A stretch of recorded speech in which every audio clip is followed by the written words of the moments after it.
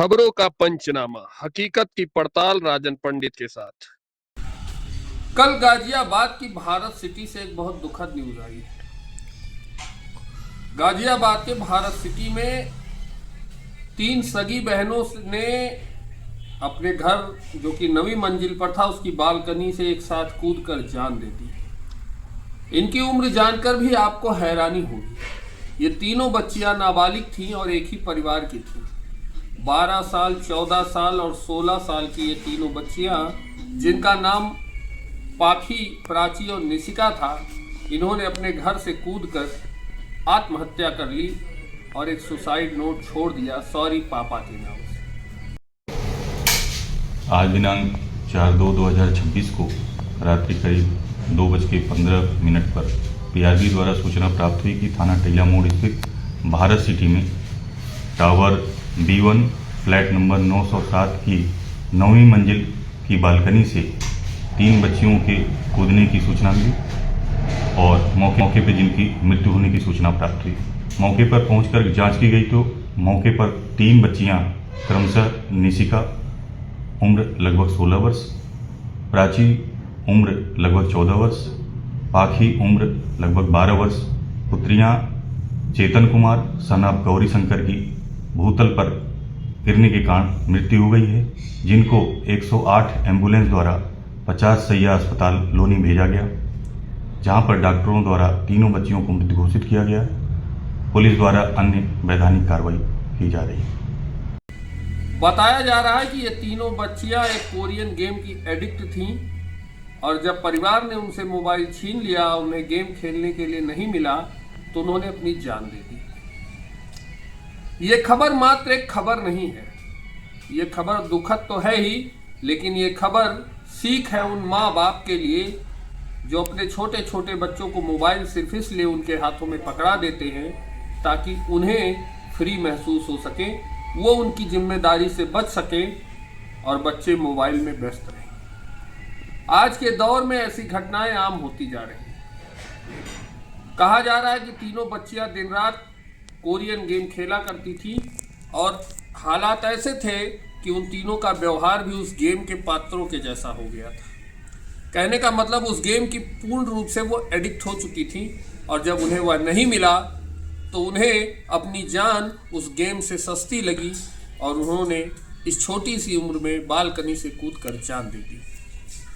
आज के युग में हर माँ बाप को इस खबर को सुनना चाहिए और यह समझना चाहिए कि बच्चों को मोबाइल कितना खतरनाक है, ये खबर हमें बताती है। जिस तरह से गाड़ी चलाने के लिए एक उम्र निर्धारित है कि जब बच्चा 18 साल का होता है तभी सरकार उसका ड्राइविंग लाइसेंस बनाती है। जिस तरह से शादी के लिए एक उम्र निर्धारित है कि जब बच्चा 22 साल का होगा तभी उसकी शादी की जाएगी, ठीक उसी प्रकार मोबाइल हाथ में आने की भी एक उम्र निर्धारित होनी चाहिए।